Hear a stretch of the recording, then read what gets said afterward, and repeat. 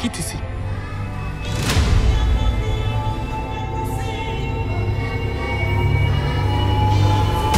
Nous n'allons plus nous laisser faire. Apprends, camarades, apprends.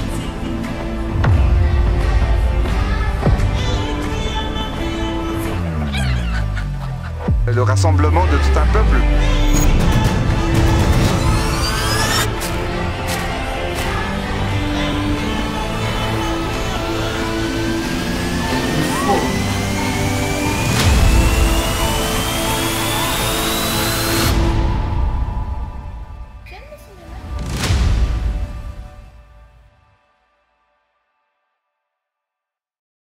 Miarabantsika rehetra manaraka ty fandarana manokana ity momba ny rencontre du film court andian'ny 20 ao resadresahana eto ny lalana efa nodiavin'ny RFC nandritra ny 20 taona zay ary koa ny mbola lalana nodiaviny iresadresaka momba izany eto ilaza namorona ary talian'ny rencontre du film court ary Christelle Ramanandraitsiory avao amin'ny Institut Français de Madagascar izay anisan'ny mpanohana ny RFC fatrany ambondohany efa 10 taona zay ny RFC dia ohatrany ahoana niainana zay 10 taona zay ny velaran'ny RFC raha oharina tamin'ny teny amin'ny voalohany zao. Ya, ny 12 taona tena misy zavatra niankamidina be zany tao alohany anao an'ity fandarana ity dia nijery kely hoe firy taona eo moa ny moyenne d'âge na festival ohatran'ity ataontsika eto ity zany dia riraka na tsisy tsonina dia vitsivitsy ihany no indrindrandrindra amin'ilay sehatra misy ny rencontre du film court zany hoe resaka court-métrage hoe navita ela be ohatran'izao ary rehefa jereko zany le zay 12 taona niainana zay dia tsapako mihitsy hoe eto le miabandona ny sasany eto le satria isa-taona zany miampy foana le ambition anao nefa le moyen ampiasainao miaina dia ino no hitako tena problème zany fa tsika eto Madagasikara moa zany miampy foana koa le partenaire isorako manokana ny zareo ato amin'ny Institut Français izy ity moa zavatra niaraka natomboka tamin'zareo dia misy zany le fiarah-miasa akaiky raha tsy teo ngambo zay dia tsy nahavita elaela ohatran'izao tsika. Mitodika tamin'ny Christelle indray zany avao amin'ny IFM ahoana ny tombohan'izay hoe fiarah-miasa tamin'ny RFC izay satria tena fa ela tokoa ny IFM nofa nanomboka nanohana ny RFC. Ny atomboany moa zany dia tamin'izay moa zany nisy fahatongavan'ny talehan'ny CCAC moa ny anarany tamin'izay tamin'izany tamin'ny taona 2010 dia tonga teto izy zany tamin'izay dia nahita hoe misy ireo hetsika isan-karazany zany amin'ny lafiny artistika hafa resaka mozika resaka dia sy ohatra zany fa tamin'ny resaka horonan-tsary zany mbola tsy nisy zararan'isy zany ny teto Antananarivo teto Madagasikara dia nifankahita tamin'ny zay tovolahy zay moa zany izy tovolahy tamin'izany efa 12 taona lasa moa zay dia mbola tovolahy tokoa tamin'izany monsieur Laza. Dia teo zany no ny atombohan'ny fiarah-miasa zany hoe nisy zany finiavana sy faniriana hoe amorona hetsika resaka horonan-tsary hetsika anankiray ny atombohany tamin'izany ary tena hoe mbola hoe vao nanomboka mbola vao fifaninanana horonan-tsary fohy ihany izy tamin'izay mbola na ny ekipa tao anatiny ary mbola tsy hoe mbola tsy amin'izany hoe lafiny hoe matianina zany fa nisy an'izay finiavana sy faniriana hoe anao zavatra tsara zay ampandroso ny horonan-tsary eto Madagasikara dia zay zany no ny atombohany avy eo moa zany nandeha ny taona dia lasa niatsara moa zany le festival le RFC moa zany nisy lasa niampy nisy professionnalisation moa zany amin'ny lafiny rehetrarehetra na resaka hoe constitution ana jury hoe hitsarana le fifaninana horonan-tsary zavatra ohatr'izany dia natomboka teo koa ny fifandraisana amin'ny teo amin'ny lafiny iraisam-pirenena zany hoe tsy najanona hoe teto Madagasikara ihany lay hetsika fa nentina le izy moa zany hatramin'ny voalohany moa zany hoe ampisehoana ny ampisehoana ny sanganasanyireo mpanao horonan-tsary malagasy zay no tena hoe antony voalohany dia avy eo nitondra an'izay sanganasa zay eo amin'ny sehatra iraisam-pirenena dia izay zany no nandritra ny 12 taona no natao tsikelikely zany ny arahana natao tsikelikely a dia izao tsika tonga amin'izao 12 zao.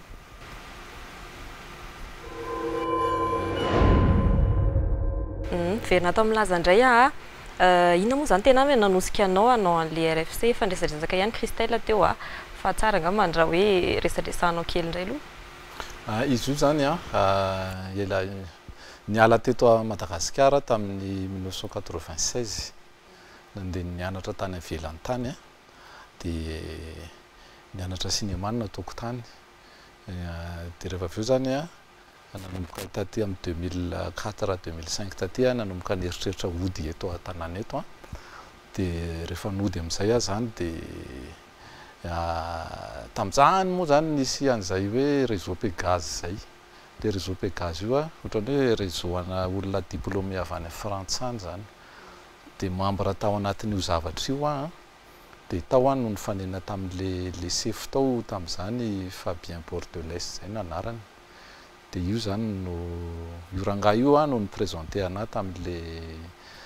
Bérénice Goulman zay le italian'ny CCAC tamin'izany dia teo zany no nanomboka zao rehetrarehetra zao le hoe antony nampatonga anao an'io za moa zany tamin'izah mbola nianatra efa niodina tamina festival maromaro nisy film nataoko zay no nazahoako prix voalohany tany à Genève tany même instant de vie zay dia rehefa nahita an'le festival tany ivelany tany zany dia oza hoe maninona moa tsy mba misy ohatr'izao koa any amintsika dia izay zany no nampatonga an'le faniriana teanao an'le izy dia anao moa zany tsy mahavita zavatra rery dia ny CCAC tamin'izany no afaka niarahana ny asa dia izay zany no tena nampatonga an'le izy dia ny zavatra nresahanay tamin'izany hoe fotsiny hoe anaovana état des lieux en cinéma eto zany hoe inona moa production misy eto efa nanomboka nanao film tamin'izany ry avoko le film le nilaharana eo amin'ny Ritsa sy ny karazany reny zany efa nandeha dia nitanjona tamin'izay voalohany zany hoe inona moa no hoe ahoana ny état des lieux zany zay ny tena dia film 5 no voaray tamin'ny voalohany 2 jours fotsiny io tamin'ny voalohany 27-28 avril dia rehefa avy eo mandeha le fotoana dia lasa 5 jours lasa zao izy zao 6 andro be zao tamin'ny voalohany teo amin'ny 1000 teo ny mpijerina natrika anazy zao izy efa mahery ny 20 000 dia taty amin'ny andiany fahasivy taty no nanomboka tamin'ny voalohany na ny durée en film raha ny limitenay hoe pas plus de 12 minutes satria zany tsaroko tsara tamin'ny voalohany nandefa nisy court métrage nataoko nalefa tany Fianaratsoa teto itenenana ny olona zany hoe zao le atao hoe court métrage dia avy mijery an'le film le olona dia vita sady ve tsy azony tsara zany le izy hoe zay le court métrage hoe film fohifohy dia be da be ny lalana ny diavina be da be ny anecdoty fa raha hoe le fanontanianao tany am-boalohany zay no tena nampatonga nanosika an'le izy le cinémako moa zany ohatrany hoe efa voan'le aretina cinéma zany dia tsy maintsy atao izy ty. Ny RFC hatrany am-boalohany ka hatramin'izao zany hoe mifanaraka amin'ny eritreretinao ve le izy sa hoe ahoana? Le izy zany aloha nametrametraka tamin'ny voalohany izy io tsy tena nisy hoe io tonga ery tsika anao zao itsy ery fa isaky ny édition ny zavatra nataoko fotsiny zany isaky ny édition zany dia nezahanay foana zany na nisy zavatra vaovao hoe isaky ny édition dia tsy maintsy misy zavatra vaovao tsy natao tamin'ny herintaona atao dia mbola tazominay zay hatramin'izao zay no hitako hoe fivoarana le izy koa moa zany ny tsara ho fantatra ihany fa ny mpitantanao amin'ny CCAC ao amin'ny IFM ao miovaova isaky ny efa taona telotoa arakaraka zay dia miaka midiny eo zany le izy fa voatazona ifoana zay a hoe isaky ny andihany a dia andao indray anao zavatra vaovao mbola tsy natao tamin'ny heritaona inona indray no tsy natao a tazomina ihany zany zay efa natao a dia maniampy kely anankiray eny ary ie mitodika tamin'ny Christelle indray ohatran'ny fanontaniana napetraka tamin'ny laza teo ihany fa mampanohana ny RFC anareo indray ohatry ny ahoana nahitanareo any fivelaran'ny festival nandritra ny 7 taona zay araka ny efa niteneniko ihany aloha zany tamin'ny voalohany hoe izay tao anatiny zany nahita an'ilay fivoarana zany a nandritra zay 12 taona zay araka ny teny laza teo hoe nisy ny ambony nisy ny ambany a fa le hoe faniriana anoy an'izay asa zay zany a na dia hoe tsy nieritreritina hoe ho tonga amin'izao andiany 15 zao fa le hoe faniriana anoy an'izay zavatra zay zany a no nanosika foana nampijoro zany an'io hetsika io zany a ny fanohana trano dia le fivoarana moa zany ny tena hitako tao anatin'izay koa moa zany a le lanjany amin'izao zany a eo amin'ny lafiny iraisam-pirenena eo amin'ny Afrika aloha voalohany indrindra dia any ivelany hafa ihany koa dia zay zany no ezahana foana trano zany hoe araka ny fanoteneny teo zany hoe mitady zavatra vaovao ampiavaka ny édition hatrany hatrany zany a dia izay fiara-miasa zay zany a no ezahana foana zany hoe tandrovana hoe hitovy ny objectif zany a mba hisondritra trano zany handrosa trano zany lay hetsika mbola anatin'ny fandarana manokana mikasika ny rencontre du film coréen antsika fa ny 10 amin'ny taona ity indray no tena resadresantsika tonga manampy atsika eto Lisa Bedel avy amin'ny Institut Français de Madagascar ihany koa izy dia ilaza aloha zany no antaniko voalohany hoe mbola misy ihany ny RFC amin'ity taona ity na dia misy ary ny toedrara ara-pahasalamana inona no azo lazaina hoe sakasakana kely ve sa inona niainanareo zany teo pikarakarana an'ity andiany 15 ity le izy aloha tsara fipetraka mihitsy le fanontanianao satria isaky ny volana avril izy ny fanaovana azy ity dia efa nanomanomana be mihitsy zay tamin'ny avril dia reny moa zany tonga le volana febroary dia nijanona le izy dia ny fampiresaka teo zay izy mpiara-miasa rehetra dia nefa ranoresaka zany dia hoe atao amin'izao volana novembre zao zay moa zany satria raha somary mijery kely ianao zany ny hetsika ohatran'ny tony zany ny akabeazany indrindra ny avelany ihany dia manao version en ligne ary zareo zay moa zany tsy dia tena nahariska loatra tamin'iny satria amina le hoe festival zany mila mifanerasera mila mifampiresaka mijery horonan-tsara ny atao dia mifampiresaka le fifaneraserana ny tena zava-dehibe dia araba-soa araba-tsara koa moa zany fa ohatrany hoe mba afaka tsy dia nisy dégâts be loatra le izy eto amintsika zany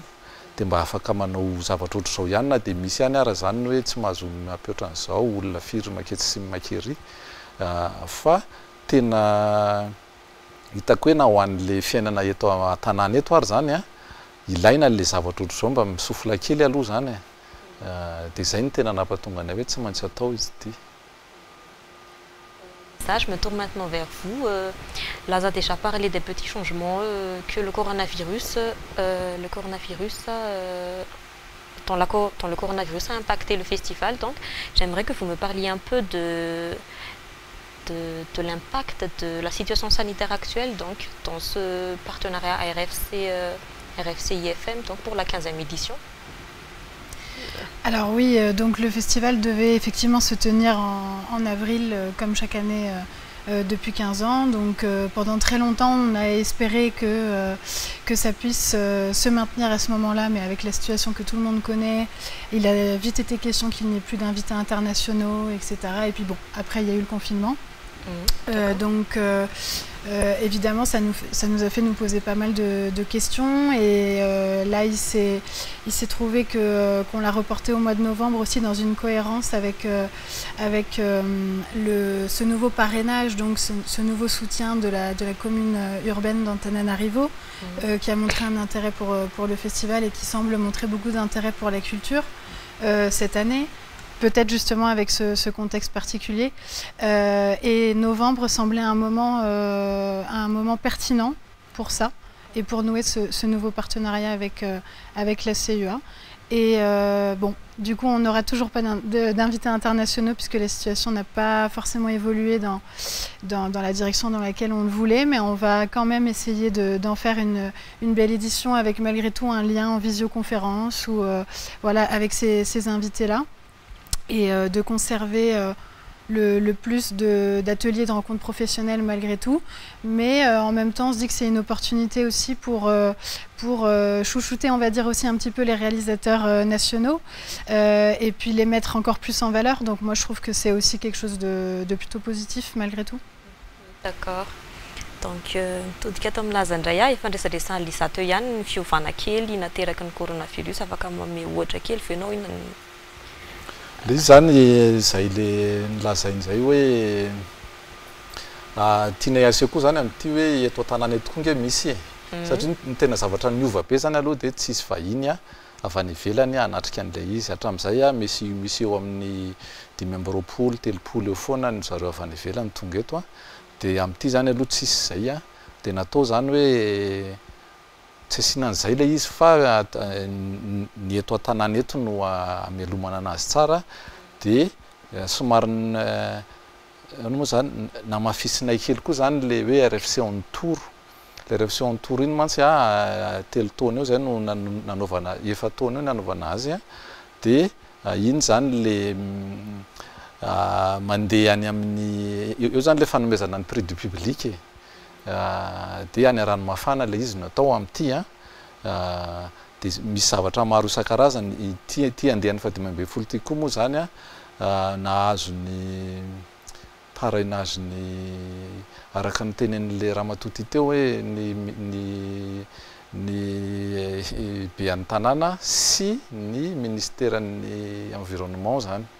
dia amin'io RFC on tour io zany no atao miaraka amin'ny fihetsiketsehana ataon'ny ministère de l'environnement ny Ranomafana le fanomezana ny loka ho an'ny mpijery manome loka ho an'le film malagasy mifaninana. Zay no tena zavatra niova fa ny programmation ny film neritreretina ho alefa hatramin'ny voalohany zany dia tsisy minina miova. Eo amin'ny 500 eo ny film ho alefa be dia be zany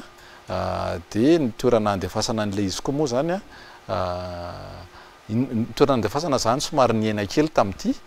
satria koa moa zany hoe tsy mahazo mampiditra olona be dia be anatina trano dia niaina kely ilay izy fa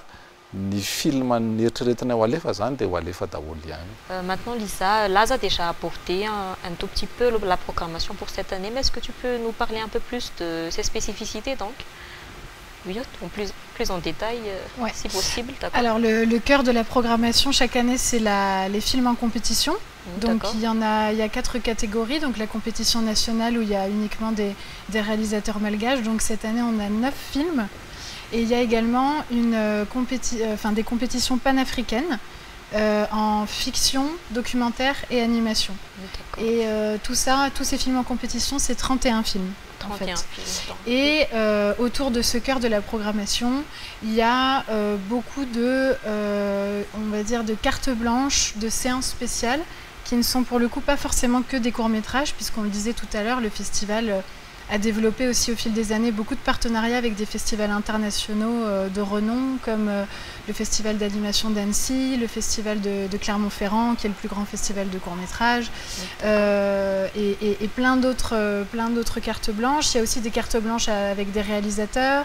en particulier, avec des pays en particulier aussi, puisqu'on a des liens avec la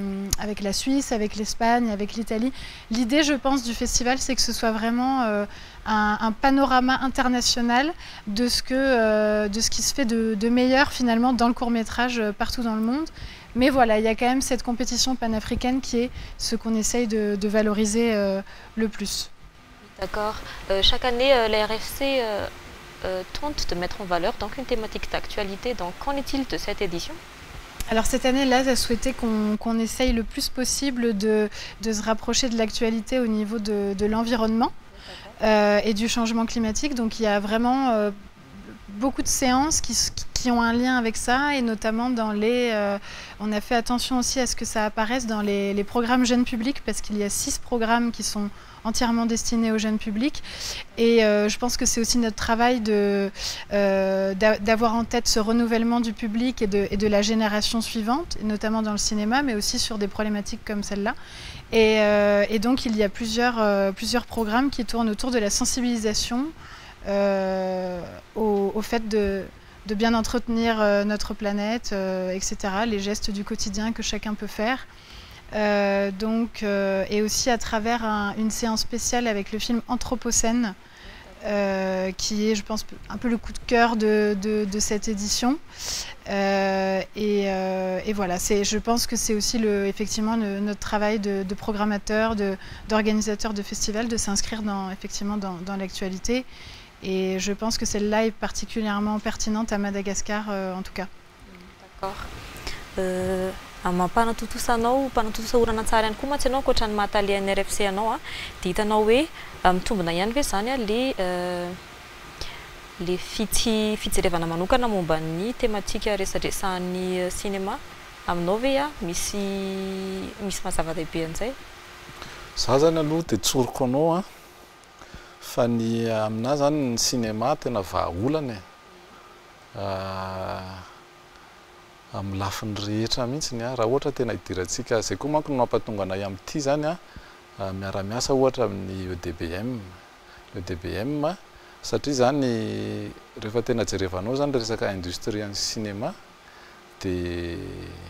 mila impliquenao zany mila mamorona, mila entreprendre ny tanora, mila orinasa, mila professionnalisena le izy. Dia amin'ny maha-mpanatotosa zany le cinéma mantsy zany dia teneniko hoe vahaolana izy io zany. Zay mahasamihafa anazy amin'ny reportage télé ohatra. Reportage ohatra hoe misy alamay dia tonga le mpanao reportage dia mireporter an'iny hoe io misy alamay, point. Fa le cinéma zany afaka alohan'ny hamain'ny ala izy no miteny hoe azadorana io. Any zany le raha hoe tsotsoroka le mampavahaolana an'le izy iny zany ny zavatra inoko be zay mbola motive anay isa-maraina hanao anazy ity. Dia nefa zany nofonofo zany raha tsy structurenao, raha tsy misy structure kely dia lasa nofonofo fotsiny ihany. Dia zay zao anisan'ny zavatra vaovao araka le niresahako teny am-boalohany amin'ity taona ity, hoe aloha rehefa atao le izy dia tena atao amin'izay dia misy fampionana zany ataonay ho an'ny mpanatotosa manana tetikasa sy izay olona possible hoe manana afaka manohana an'izay tetikasa zay. Be da be le zavatra iseho amin'ity andeha amin'ny 5 ity tsy ho voaresantsika eto daholo le izy, fa ny afatra farako aminareo asa iza no tena caméra maka am'izao. Ny afatra farako eo zany dia hoe manomboka amin'ny le 20 maka congé daholo hatramin'ny 28 dia mijery cinéma ny atao misy eo amin'ny FM, misy any amin'ny Cinépax, misy eny Akatso, misy mila mba mijery kely koa zany ina le programme satria be dia be le izy hatrany amin'ny Alliance Française rehetra any fa ny tena afatra ngamba zay le lazaiko zay hoe miresaka kely amin'ny tale dia maka congé. Donc Lisa Laza a déjà un peu parlé des nouveaux projets donc, pour la RFC, notamment en ce qui concerne la professionnalisation et la formalisation du secteur cinéma. Donc, en tant que partenaire,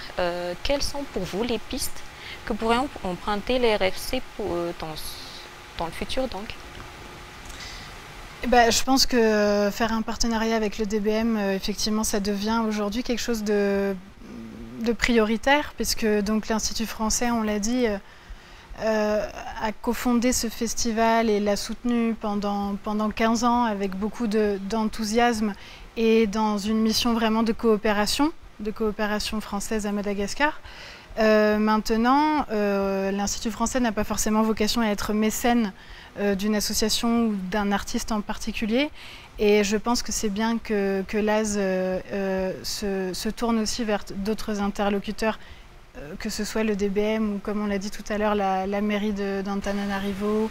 Et peut-être, on peut l'espérer, le ministère de la Culture également. Hein. L'idée, ce serait que je pense que le festival a prouvé son importance depuis 15 ans dans ce qu'il participe vraiment à la création d'un imaginaire collectif malgache. Effectivement, Madagascar a prouvé qu'il existait par ce festival. On montre des films avec des personnages malgaches, avec des histoires malgaches, avec la langue malgache.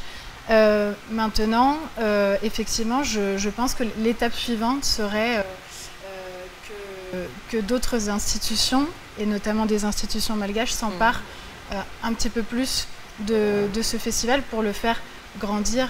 encore davantage. Donc on ne peut qu'espérer que ce partenariat avec le DBM soit le début d'une perspective comme celle-là. D'accord, oui, merci beaucoup pour ce partage. Tonga manampy resatra ezaka momba ny RFC eto José Rakotobe mpanatotosa horonan-tsary rehefa nandray anjara tamin'ny RFC dia aminao aloha zany apetraka ny fanontaniana voalohany hoe amin'ny mpanatotosanao dia inona ny hitanao fa hoe fiovanana hoe fivoarana hitanao eton'ny RFC amin'ny tontolon'ny sinema malagasy? Mafisy aloha ny fiarabana zay efa natao raha ohatra efa nisy nanao an'izany teo aloha teo dia tonga dia valiako ny fanontaniana. Fivoarana aloha tonga dia aleo tsy avilivily ny resaka fa tena BDB io mantsy miresaka rehefa misy RFC ohatran'izao zany tena mamay an'ny olona dia io trophée io amboara io dia eto zany sy tombako ny sain'olona rehetrarehetra satria misy zany tonga dia mietreritra hoe anana chance ve amin'ity zavatra ty satria ranona mandray anjara anatin'io zavatra io fa tsy io ihany BDB amboara ao tsy io zavatra misy tandrony kely anankiroa fotsiny fa BDB namboara ao na fomba fifandraisana amin'olona manana traikefa samihafa na amin'ny sehatra samihafa anatin'ny tontolon'ny horonan-tsary dia efa tafiditra anatin'ny amboara zay dia zay zavatra zay zany isan'ny zavatra nitondra fivoarana BDB tamiko satria le trophée zao satria tamin'ny taona 14 nandray anjara dia efa nahazo tamin'izany fotoana zany dia tamin'ny 2014 koa dia ao an-trano zao izy ao mbola tsy niova fa ny zavatra niova dia ny traikefa koa eo amin'ny na fanatanterahana zany na amin'ny fomba fijery na amin'ny fomba fifandraisana amin'olona sy ny fomba fanatotosana horonan-tsary noho zay zavatra BDB faneraserana ohatran'izay nresahako te zay sy ny traikefa tao anatin'le événement-ny RFC satria io mantsy misy le hoe ty le événement le zavatra ohatra hoe le zavatra ihetsika atao fa misy ny eo alohany dia misy ny mandritra n'le fihetsiketsehana dia misy ny ao aorinany satria mety vita le fihetsiketsehana androany ohatra hoe amin'ny indray mitoraka ty ohatra hoe mety vita le izy amin'ny le 20 amin'ny 28 ohatra amin'ny 3 décembre zay efa programmation misy eo fa misy amin'izay zany rehefa avy eo ny tahorinana iny zavatra iny mety mbola misy fifaneraserana ao anatiny ao zay mampitombo traikefa dia zay zany tena nanova zavatra BDB taty amiko zay ngamba amaliako an'le fanontanianao teo. Mitovitovy amin'izay anasy ny fanontaniana eritreretiko apetraka anao hoe tratra ve le tanjona ny eritreretinao tamin'ny namoronana ny RFC ho an'ny sinema malagasy raha fahitanao azy? Napetrako tany amin'ny voalohany aloha zany dia tratra iny zay le nampatonga hoe lasa misy tanjona hafa amin'izay satria zay teneniko anao zay hoe tamin'ny voalohany izy io anaovana état des lieux fotsiny zany hoe inona moa ny film malagasy misy dia rehefa avy amin'izay zany lasa rehefa nanomboka nahita zay hoe misy manao film eto dia ahoana no ahafahana manampy an'ireo izy ty raha hoe ho ameko ny secret-ako kely ianao fitiavatena be ho anay ihany izy ty satria tamin'iza vao nanomboka nody taty zany dia ohatrany tsy dia zavatra tena manque ana le miresaka cinéma amin'olona ohatra ny jery film dia miresaka hoe ahoana ny fahitan'la ahoana ny fahitanao an'le tsy ny afaka nanao an'izany dia na dia afahako manao an'iny fotsiny ary zany aloha dia efa nahafalifaly anazy satria amin'izao presque isan'andro anao dia miresaka cinéma foana de iny zany aloha aminahy iny tena tanjona iny zany tena fifaliako voalohany de rehefa avy eo am'izay moa zay teneniko zay hoe rehefa jerevanao nge ny firenena mitovitovy niveau amitsika économiquement indraindray cinéma zareo mandrozy kokoa noho ny atsika de iny zany nampatonga ny eritreritra hoe ahoana moa ny fomba tena istructurena anazy tsaratsara kokoa arakaraka ny situation misy zany satria raha ohatra hoe asiko parenthèse kely nakalazaina be to hoe Baria nge tsy nanao demi tsy nanao finale akory fa ny cinéma malagasy raha hoe compétition africaine efa nanao finale la ny cinéma malagasy de efa mibata loka nefa tsy nisy engouement be zany le autour n'le cinéma malagasy de zany zavatra rehetrarehetra zany le mampatonga anay hoe alao le izy asina structuration kely sady hoa raha le fentinao hoe tratra ny tanjona de le tanjona tambola zany tratra de misy tanjona hafa ndray apetraka ay zany isa-taona tanjona zay ihany de amin'ny taona ho avy zao ina eritreretinao hoe tanjona eritreretanao tratrarana manaraka indray raha ny RFC tanjona à long terme zany aloha de hoe samy hitanao hoe igalabinao am'le lapabe en cinéma daholo zany ny mpanao cinéma io zay le tena tanjona de ny amin'ny heritaona aloha zany atao aloha zay isin'ny 16e édition satria mbola tsy fantatra am'zao zay mbola tsy fantatra koa reo vina ny daty no le situation koa zany fa atao aloha zay isiny izy io mantsy efa lasa moa ny zareo atao amin'ny FM teo fa misy zavatra maromaro mila vory zany zay vao afaka manao le 16e édition zay vao afaka manao l'édition ianao satria be da be le vola atotonao anatin'le izy de zay fitaitsika tsara aloha ty 15e édition ty de rehefa avy eo zany konokononina indray 16e édition inona indray ny atao ao amin'ny José Rakotobe indray fandraisadresaka momba ny hoe structuration zao no azo lasaina hoe étape manaraka ho an'ny cinéma malagasy de raha ianao indray ny antanina de ohatrany ahoana no eritreretinao fa lalana tokony ny ohatrany hoe étape tsaratsara afaka raha ny cinéma malagasy zany raha mba hitohizan'izay fivoarana sy hoe zay fanatsarana ny eton'ny RFC zay raha ohatra ka hoe ny etapy tokony rosoana sy ny zavatra tokony atao mba hirosoana ampitsaratsara koa ny resaka hoe fivoaran'ny cinéma malagasy ny zavatra tiako tsindrina kely mikasika an'io zavatra io zany fanomezana lanja ny horonan-tsary manomboka amin'ny film io hoe horonan-tsary ohatran'ny film fahitatsika reny na eo amin'ny tontolon'ny clip ary aleo resana iny satria tafiditra anatin'ny resaka cinéma iny de jereo zao raha vao miresaka zany hoe misy manao tsy mety ny mpanao film na mampanao clip tonga de dradidradraina hoe nareo ny isan'ny mpanabe anatin'ity sehatra ty nefa zavatra ataonareo jereo fa zavatra mamofady maninona raha ohatra ka hoe sokajina anatin'ny fanabeazana eny le izy nefa tsy jerena mena lanja za tsy mitovy hoe mitovina lenta mitovy amin'ny hoe fijerena manokana ny fanabeazam-pirenena fa tokony miroso kokoa anatin'io zavatra io zany ny masony fitondram-panjakana na tsy fantatro na fananganana sekoly na angonina iza daholo ny atodoa afaka miketrika an'ity zavatra ty satria eto am'teny amitsika rehetrarehetra fa efa nyteny an'izay moa raha lahalaza teo hoe mikasika an'le hoe mitondra fivoarana amin'ny zavatra be deabe o solution amina zavatra be deabe o cinéma io raha ohatra ka mbola tsy mivoatra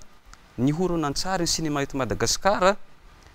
tena tazomy am'teny resako androany zao fa tsy voatra mihitsy nyty fireneny ty satria ampianatra tsika ny ampianarana mampianatra taratasy sy kifaizany hoe ny olona raha vao tsy mahay mamaky teny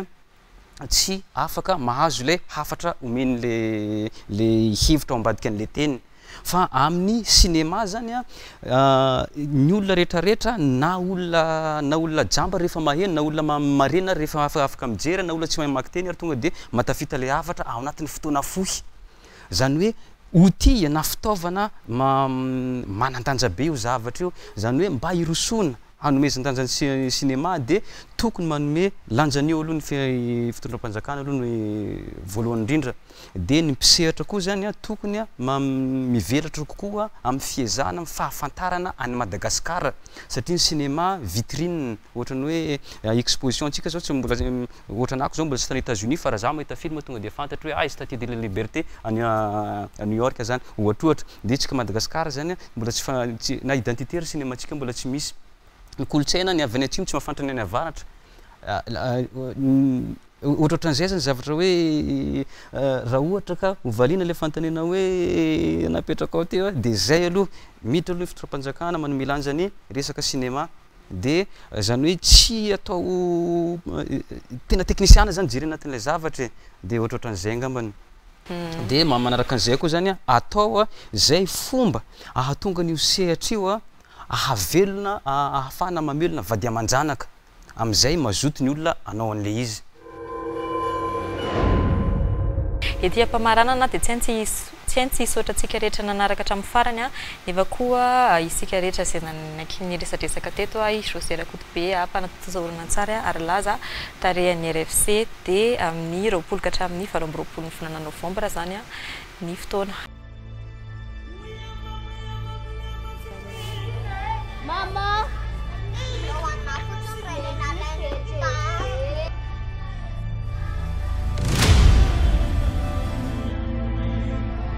Quitte ici.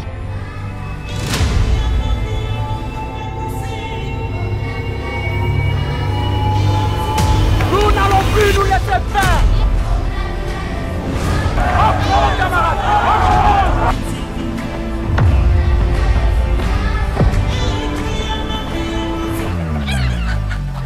Le rassemblement de tout un peuple.